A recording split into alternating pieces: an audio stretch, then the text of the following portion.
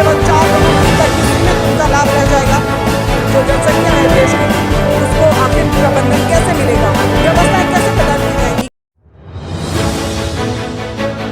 दोस्तों, मैं हूं उस्मा खान और मैं आज आप पहुंची हूं मुजफ्फरनगर की इस महापंचायत में।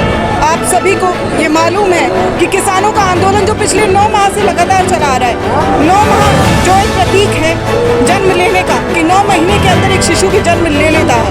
और लगातार जो रिपोर्ट्स मैंने आप तक पहुंचाई, इसके माध्यम से पता चल ही गया है केंद्र सरकार के साथ किसानों की और युवाओं की, मजदूरों की, महिलाओं की अपनी समस्याएं, जन मुद्दे, जिन्हें लगातार ये लोग विभिन्न मंचों से आप तक बांटते आए हैं। बीजेपी एक देश की बड़ी पार्टी है और बड़ी पार्टी किसान के खिलाफ कितनी बड़ी पार्टी वो खत्म होगी। जो किसान के खिलाफ खड़ी होगी पार्टी वो खत्म होगी, चाहे बीजेपी हो, चाहे कांग्रेस हो, चाहे कोई पार्टी हो।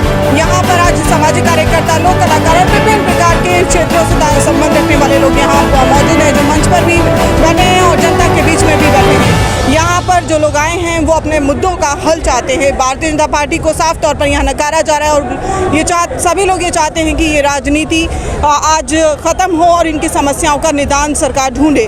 तो क्या सरकार सुनेगी ये गूंगी बहरी सरकार जो किसानों को विवश किए हुए है लगातार 2009 में, 2017 में, 2011-12 में, या इससे पहले भी एनसीआरबी के जो आंकड़े हैं वो हकीकत बयान करते हैं कि किसान आत्महत्या करने पर मजबूर था। आज केंद्र सरकार के या सरकार के न्यायालय के हस्तक्षेप के बावजूद भी इनका हक नहीं दे रहे हैं पूंजीपति मिल मालिक। तो मुजफ्फरनगर जो कि पहचाना जाता है पश्चिमी यूपी का एक ख़ास ज़िला है और यहाँ पर आज ये क्रांति की मशाल ज्वलंत है। तो चीनी को लेकर के इनके अपने विवाद, या गन्ने की फसल के साथ साथ आलू है, चावल है या मक्का है, तो उस पर इनके अपने क्या विचार है ये जान रहे हैं। इनके जो दाम है ठीक नहीं दिए जा रहे हैं, इनको बहुत नुकसान है किसानों को। मोदी जी ने फसलों रेट तो बहुत मतलब आज तक बढ़ाया ही नहीं है, और किसान के लिए खाद, बीज, दवाइयाँ उनके रेट बहुत ज़्यादा बढ़ा दिए। इससे किसान जो है बिल्कुल ज़मीन में धंस गया है, उसकी जीविका नहीं चल पा रही है बिल्कुल भी। ये मोदी सरकार जो है बिल्कुल निकम्मी सरकार है, और ये जो है अब की बार तो आने की नहीं सरकार इसकी कहीं भी। इसका वोट कोई नहीं देने का, किसान जो भी किसान है इसका वोट नहीं दे सकता बिल्कुल भी। अगले चुनाव में इसका वोट बिल्कुल नहीं मिलेगी। यहाँ पे तो मतलब सरकार जो है जयंत चौधरी और यह सपा की, इनकी सरकार बनेगी अब की बार। किसान को उसकी फसल का उचित दाम बिल्कुल नहीं मिल रहा है। साफ तौर पर राष्ट्रीय लोकदल को इन लोगों का समर्थन है और भारतीय जनता पार्टी को जिस तरह से, या भाजपा को ये लोग पसंद नहीं करते हैं, क्योंकि इनकी समस्याओं की तरफ जो भारतीय जनता पार्टी के दिग्गज नेता हैं उनका नज़रिया कुछ अलग है। तो यहाँ की जनता बेहाल है, परेशान है, वो चाहती है कि उसके फसल का मूल्य इनको समय पर मिले और जनता की बात को नेता ध्यान से सुने। केंद्र सरकार जिस तरह से 12 दौर की बातचीत में भी इनकी समस्याओं का हल निकालने में विफल रही है। केंद्र में कृषि मंत्री नरेंद्र तोमर सिंह वो बार बार किसानों से ये कहते हैं कि बातचीत का दौर ख़त्म नहीं हुआ, आमंत्रित करते हैं, लेकिन फिर भी इसके बाद इनकी समस्याओं का हल पूरा नहीं निकल पाता है। तो इसके बाद इन लोगों का क्या कहना है, क्या कहेंगे आप लोग? हम तो ये कहेंगे मैम के अन्नदाता परेशान हैं, बहुत ज़्यादा 9 महीने से आंदोलन कर रहे हैं। सरकार को समझना चाहिए, शर्म करनी चाहिए मोदी सरकार को। तो केंद्र सरकार के साथ इनकी मांगें जारी हैं लगातार। ये लोग चाहते हैं कि कृषि के क्षेत्र में जिस तरह से बड़े बदलाव किए जा रहे हैं, ढांचागत बदलाव किए जा रहे हैं, ये कानून लेकर के आए हैं। उससे पहले जैव ऊर्जा के उत्पादन की तरफ सरकार का जो अपना नज़रिया बदला है, तो जो चावल के, गन्ने के या आलू के किसान हैं उनको उनके भविष्य तलाशने के लिए निर्देशन चाहिए। आखिर वो निर्देशन किसके नेतृत्व में मिलेगा जब सरकार जिसको ये अपने समस्याओं के निदान के लिए, अपने निर्देशन के लिए चुन करके लाती है, वो इनके लाभ, इनकी समस्या, इनकी रोज़मर्रा की ज़िंदगी की इनकी ज़रूरतें अगर वो ही नहीं सुनेगी, उसी को नज़रअंदाज करेगी, केवल 4 लोगों तक ही सीमित उनका लाभ रह जाएगा, तो ये जो जनसंख्या है देश की उसको आखिर प्रबंधन कैसे मिलेगा, व्यवस्थाएं कैसे प्रदान की जाएंगी, क्या कहेंगे आप?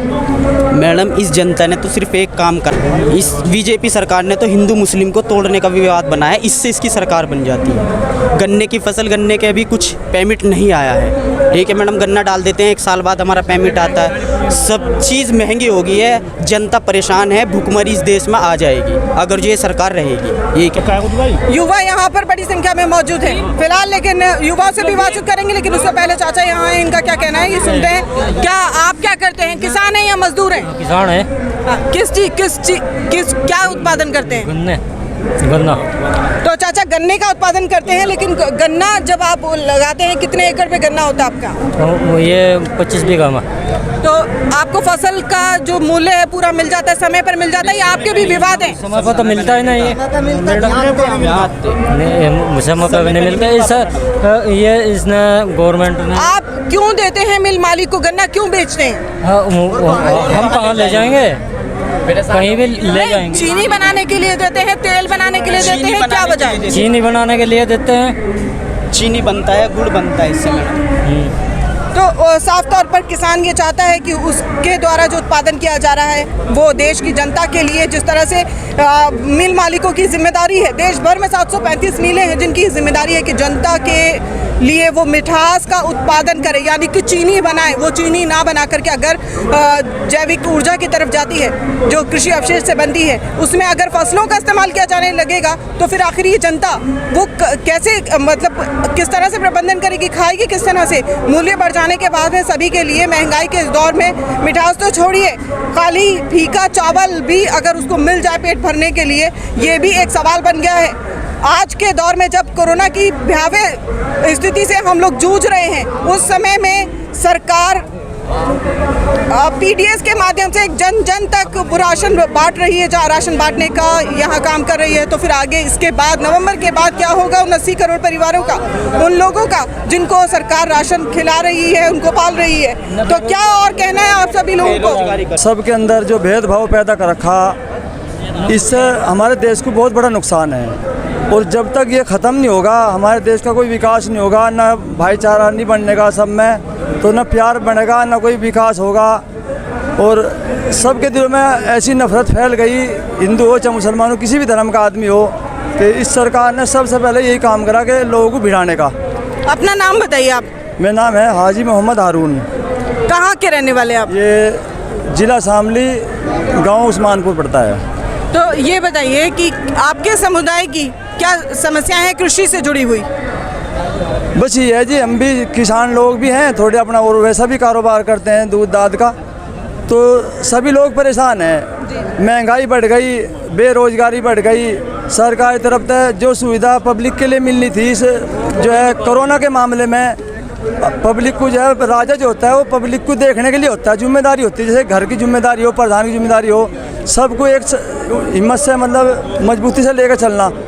तो बजाय मतलब लोगों को रोजगार दिलाने के लिए, बच्चों की पढ़ाई के लिए, धार्मिक जो संस्थाएं हैं उनको बढ़ावा देने के लिए इन सब चीज़ को ख़त्म करा जा रहा। और ऐसे भेदभाव दुनिया मतलब हमारे देश के अंदर पैदा कर दिए कि हर आदमी परेशान है। फसल उगाने के लिए कोई भी आदमी काश्तकार अपनी फसल उगाता है, वो सबसे पहले इसे बेचा कहाँ और किस दाम में बिकेगी। अगर बिक भी अव्वल तो बिकना मुश्किल है, अगर बिक गई तो उसका पैसा ही नहीं मिलता, इतना मंदा दाम तो मिला। साफ तौर पर जिस तरह से व्यवस्था में या ढांचागत बदलाव किए जा रहे हैं, मंडी कानून को लेकर के या कृषि में दी जाने वाली सुविधाओं को लेकर के जो ढांचागत बदलाव किए जा रहे हैं, उस पर किसानों की अपनी नाराजगी है। महापंचायत का दौर जारी है और तकरीबन सभी मंच से एक ही संदेश को प्रवाहित कर रहे हैं कि ये मशाल अब और आगे तेज होगी और एक राज्य से दूसरे राज्य में प्रदर्शन धीरे धीरे इसी तरह से बढ़ता जाएगा। लखनऊ, राजस्थान,